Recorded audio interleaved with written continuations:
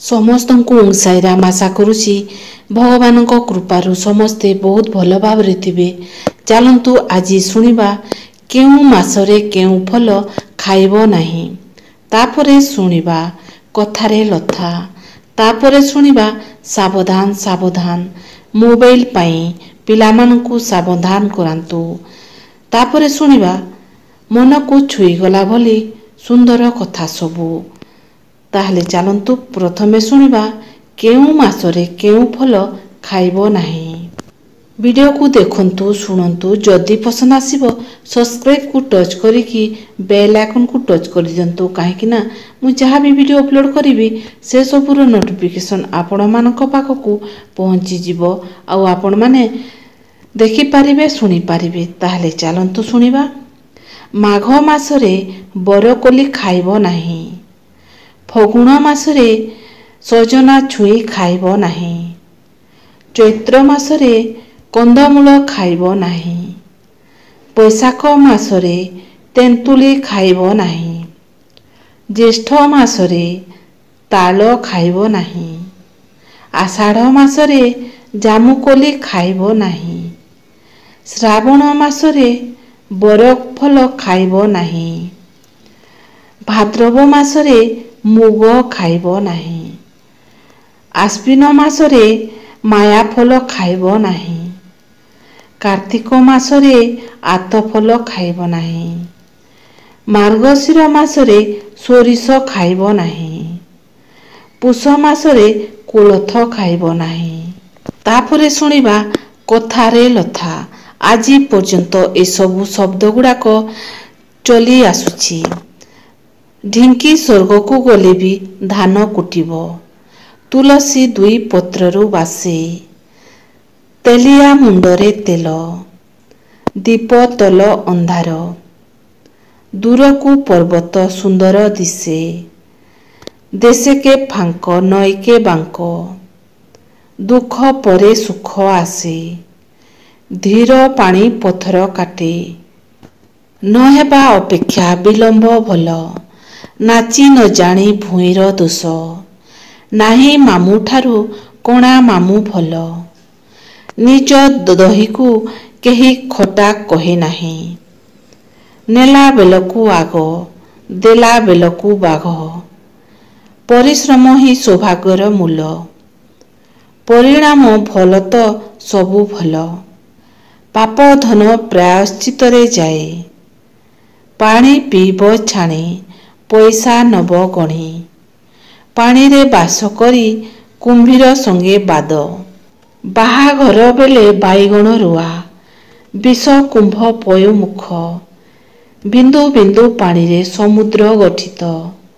ସାବଧାନ ସାବଧାନ ସାବଧାନ ମୋବାଇଲ ପାଇଁ ପିଲାମାନଙ୍କୁ ସାବଧାନ କରାନ୍ତୁ। ସତର୍କ ରୁହନ୍ତୁ। ଛୋଟ ପିଲାମାନଙ୍କ ଠାରୁ ମୋବାଇଲକୁ ଦୂରରେ ରଖନ୍ତୁ। ବଡ଼ମାନେ ଜୀବିକାରେ ବ୍ୟସ୍ତ ହେତୁ ଏବଂ ପରିସ୍ଥିତିର ଚାପରେ ପିଲାମାନଙ୍କୁ ମୋବାଇଲ ଧରାଇ ଦେଉଛନ୍ତି। ଫଳରେ ଛୋଟ ପିଲାମାନେ ତାଙ୍କ ବାକ୍ ଶକ୍ତିକୁ ହରାଉଛନ୍ତି। ଦୃଷ୍ଟି ଶକ୍ତି କ୍ଷୀଣ ହୋଇଯାଉଛି। ମସ୍ତିଷ୍କର ବିକାଶ ବନ୍ଦ ହୋଇଯାଉଛି। ପିଲାମାନେ ପିତାମାତା ଓ ପରିବାରଙ୍କ ଠାରୁ ଦୂରେଇ ଯାଉଛନ୍ତି। ପିଲାମାନଙ୍କର ଶାନ୍ତି ଧୈର୍ଯ୍ୟଶକ୍ତି ଚାଲି ଯାଉଛି। ସମ୍ପର୍କରେ ସ୍ନେହ ମମତା ସମ୍ବେଗ ଆବେଗ ହଜି ଯାଉଛି। ପିଲାମାନେ ଖେଳ କୁଦ ଛାଡ଼ିବାରୁ ଶାରୀରିକ ବିକାଶ ବନ୍ଦ ହୋଇଯାଉଛି। ମନୋରଞ୍ଜନରେ ଲାଗିବାରୁ ସୌଜନ ଶକ୍ତି ଚାଲି ଯାଉଛି। ବାସ୍ତବିକ ଦୁନିଆରୁ ଦୂରେଇ ଏକ କଳ୍ପନା ଦୁନିଆରେ ଭାସୁଛନ୍ତି।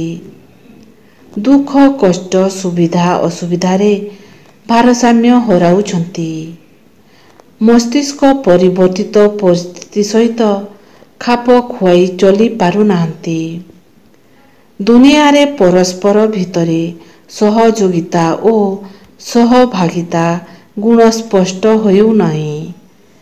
କହିବାକୁ ଗଲେ ପିଲାମାନଙ୍କର ଭବିଷ୍ୟତ ଜୀବନ ଅନ୍ଧାରମୟ ହେବାକୁ ଯାଉଛି। ଯେଉଁ କେତେଜଣ ବୁଝିଥିବା ବନ୍ଧୁମାନେ ପିଲାମାନଙ୍କୁ ସତରେ ଯଦି ଭଲ ପାଉଛନ୍ତି ତେବେ ଖୁବ୍ ଶୀଘ୍ର ସାବଧାନ ହୋଇ ଉଠନ୍ତୁ। ପିଲାମାନଙ୍କ ଠାରୁ ମୋବାଇଲ ଦୂରରେ ରଖନ୍ତୁ। ତାପରେ ଶୁଣିବା ମନକୁ ଛୁଇଁଗଲା ବୋଲି ସୁନ୍ଦର କଥା ସବୁ। ସ୍ୱର୍ଗରେ ସବୁକିଛି ଅଛି କିନ୍ତୁ ମୃତ୍ୟୁ ନାହିଁ। ଗୀତାରେ ସବୁକିଛି ଅଛି କିନ୍ତୁ ମିଛ ନାହିଁ।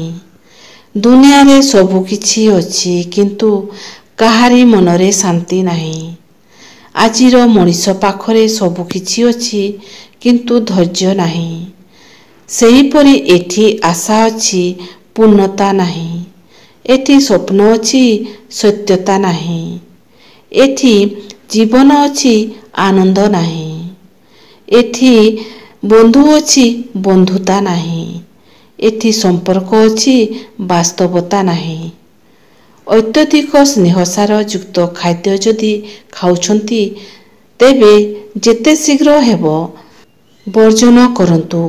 କେହି ରହିନାହିଁ ରହିବେ ନାହିଁଟି ଭବରଙ୍ଗ ଭୂମି ତଲେ। ସର୍ବେ ନିଜ ନିଜ ଅଭିନୟ ସାରି ବାହୁଡ଼ିବେ କାଲ ବଳେ। ଝଗଡ଼ା ତ ସବୁ ସମ୍ପର୍କରେ ଥାଏ ହେଲେ ଝଗଡ଼ା ପରେ ଜିଦ୍ ପକେଇ ରହିବା ଉଚିତ ନୁହେଁ। ଭଲ ସମ୍ପର୍କ ତିଆରି କରିବାକୁ ଯୁଗ ଯୁଗ ଲାଗିଥାଏ କିନ୍ତୁ ଭାଙ୍ଗିବାକୁ ଗୋଟିଏ ମିନିଟ ଲାଗେନି।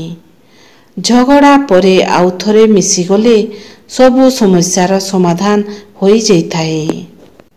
କାରଣ ଭୁଲ ତମର ହଉ ନା ଅଲଗା ବ୍ୟକ୍ତିର, ସମ୍ପର୍କ ତ ସମସ୍ତଙ୍କର। ଗୋଟିଏ ବାପା ଯୌତୁକ ନ ଦେଇପାରେ ହେଲେ ତା ଛାତି ଭିତରୁ କଲିଜା କାଢ଼ି ଅନ୍ୟ ହାତରେ ଧରେଇ ବିଦା କରେ। ତଥାପି ଏ ଦୁନିଆ ବାପାଙ୍କୁ ପଚାରେ ତୋ ଝିଅକୁ କ'ଣ ଦେଇଛୁ? ହେଲେ କେହି ବି ବୁଝନ୍ତିନି ଗୋଟିଏ ବାପାର ଝିଅ ହେଉଛି ଯୌତୁକ ଠାରୁ ବେଶୀ ଦାମୀ ହୋଇଥାଏ। ସମ୍ପତ୍ତି ପାଇଁ କେବେ ସମ୍ପର୍କକୁ କେବେ ଅଣଦେଖା କରନ୍ତୁ ନାହିଁ। ତୁମ ପାଖରେ ଏସବୁ ଥିବ ହେଲେ ପାଣି ଦେବା ପାଇଁ କେହି ନଥିବେ। ଏ ରାଗ ରୁଷା ମାନ ଅଭିମାନ କ'ଣ ପାଇଁ?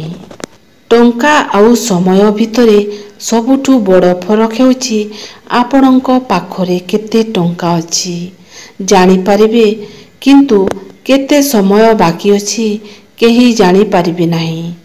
ତେଣୁ ସମୟକୁ ନଷ୍ଟ କରିବା ବନ୍ଦ କରି ସଦୁପଯୋଗ କରନ୍ତୁ। ଏ ଦୁନିଆରେ କେହି କାହାର ନୁହଁ। ସମସ୍ତେ କେବଳ ନିଜ ଆବଶ୍ୟକ ପାଇଁ ସମ୍ପର୍କ ଗଢ଼ିଥାନ୍ତି। ଆବଶ୍ୟକ ସରିଗଲେ ଭୁଲିଯାନ୍ତି। ନିଜକୁ ଉନ୍ନତ କରିବା ପାଇଁ ଏତେ ପରିଶ୍ରମ କର ଯେ ଅନ୍ୟମାନଙ୍କୁ ସମାଲୋଚନା କରିବାକୁ ତୁମକୁ ସମୟ ମିଳିବ ନାହିଁ। ଏତେ ବଡ଼ ହୁଅ ଯେ ଚିନ୍ତା ତୁମକୁ ସ୍ପର୍ଶ କରିପାରିବ ନାହିଁ ଏବଂ ନିଜ ମନକୁ ଏମିତି ନିୟନ୍ତ୍ରଣ କର ଯେ କ୍ରୋଧ ତୁମକୁ ସ୍ପର୍ଶ କରିପାରିବ ନାହିଁ। ଅତୀତକୁ ବଦଳାଇ ହେବ ନାହିଁ। ସେଥିପାଇଁ ଅତୀତକୁ ନେଇ ଚିନ୍ତା କରିବା ବନ୍ଦ କରନ୍ତୁ। କାହାକୁ କିଛି ଖରାପ କହିବା ପୂର୍ବରୁ ତୁମେ ନିଜେ ଥରେ ଚିନ୍ତା କରି ଦେଖ। ଯଦି ତୁମକୁ କେହି ସେତିକି କହିଲେ ତୁମେ ସହିପାରିବ ତ? ସେଥିପାଇଁ ଅନ୍ୟକୁ ସେତିକି କୁହ ଯେତିକି ତୁମେ ସହିପାରିବ। ଜୀବନରେ ନର୍କ ଦେଖିବାକୁ ଚାହୁଁଛନ୍ତି ଯଦି ବେକାର ହୋଇକି ଦେଖନ୍ତୁ। ନା ଟଙ୍କା, ନା ଇଜ୍ଜତ, ନା ସମ୍ମାନ, ନା ସମ୍ପର୍କୀୟ, ନା ଖୁସି, ନା ପ୍ରେମ, ନା ବନ୍ଧୁ, ନା ସାହାଯ୍ୟ, କେବଳ ଦୁଃଖ ବ୍ୟତୀତ ଆଉ କିଛି ମିଳିବନି। ଥରେ ଭାବି ଦେଖନ୍ତୁ ତ ଆପଣ ନିଜ ଚେହେରାକୁ ନେଇ ଆଜି ଯେଉଁ ଗର୍ବ କରୁଛନ୍ତି ମରିବା 5 ଦିନ ପରେ ଆପଣଙ୍କର ସେହି ଶରୀରକୁ ପଶୁ ପକ୍ଷୀ ମଧ୍ୟ ଛୁଇଁବାକୁ ଘୃଣା କରିବେ। ତେଣୁ ମଣିଷ ସହିତ ମଣିଷ ଭଳି ବ୍ୟବହାର କରନ୍ତୁ। କାହା ମନରେ ଅଯଥା କଷ୍ଟ ଦିଅନ୍ତୁ ନାହିଁ। जदि आजिर अनुचिंता आपणमानंकु पसंद आसिला ताहेले सब्सक्राइब को टच करिकी बेल आइकन को टच कर दियंतु कहीं ना मु जहाँ भी वीडियो अपलोड करी से सबूर नोटिफिकेशन आपण मानक पाखकु पहुँची जिवो आउ आपण माने देखि पारिबे सुनी पारिबे। ताहेले रहुछि ओम साईराम जय साईराम।